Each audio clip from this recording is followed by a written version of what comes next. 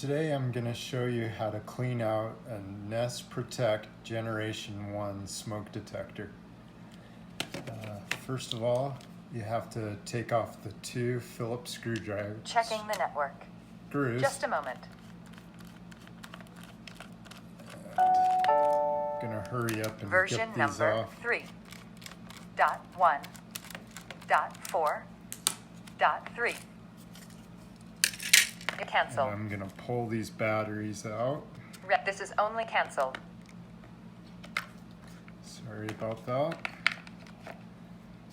And I don't know if you can see it, but the inside of the housing has a small amount of dust on it.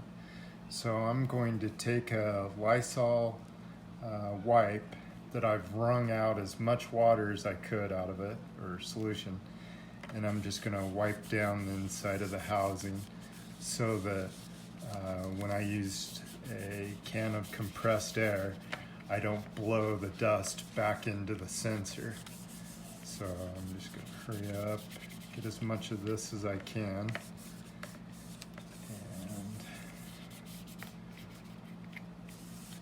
The reason I'm doing this is last night my smoke detector went off at 4 in the morning, and so today I'm cleaning it so it doesn't happen again.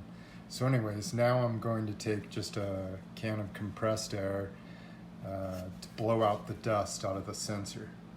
And just make sure that I get all around it.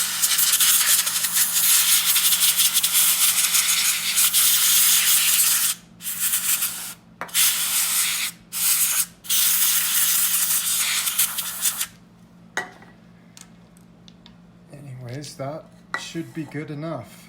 I'm going to put the batteries back in and go and hang it up. So anyways, that's how you clean out the first generation Nest Protect smoke detector. Thank you.